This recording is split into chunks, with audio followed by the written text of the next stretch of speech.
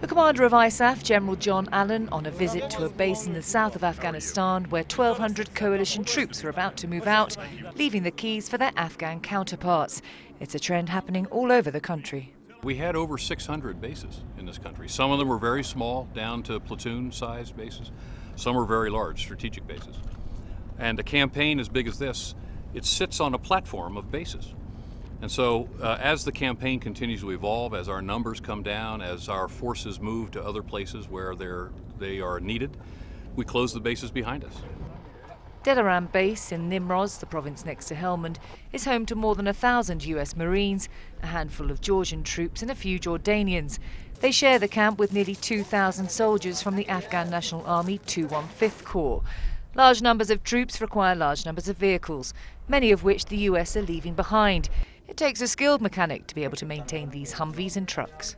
Did you train them? Did they train themselves, or do they go to school? The vehicle maintenance boss says he can supply the staff. They're trained on site. The problem is in the waiting for parts. They have a backlog of 40 vehicles in need of repair. And you could fix all those vehicles if you had the parts? Yes, the general is told. There are around 17,000 US Marines in the south of Afghanistan. This number will be reduced to 7,000 by October. Forces are being cut from areas where commanders believe they've reduced the insurgency. Much of what you see around you will be vacant desert again. We'll return it back to its original shape and form. The remaining portion of the base we'll fortify, just as you see it here, so that we can limit movement in and off the base.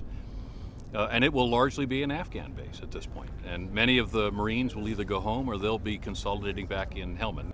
On Delaram, just 30 Marines will remain as advisors for the Afghan Army. The problems they help solve range from logistical to anything artillery related. The job also involves joint patrols. One of the checkpoints that our Kandak mans on a daily basis got attacked one night.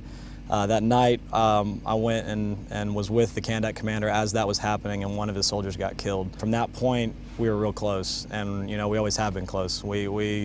I'm closer with him than I am with most of the Marines here, and it's weird, but it's just the way it is. While some of these bases are being transferred to the Afghans, others are closing for good. We don't do it and surprise anyone. It's a combined planning effort, both within ISAF, with the nations at home, where these troops will ultimately go and their equipment will return. But very importantly, it's a very transparent planning effort with the Afghans, so that they get plenty of warning and they understand exactly how our posture will ultimately be arrayed in the region.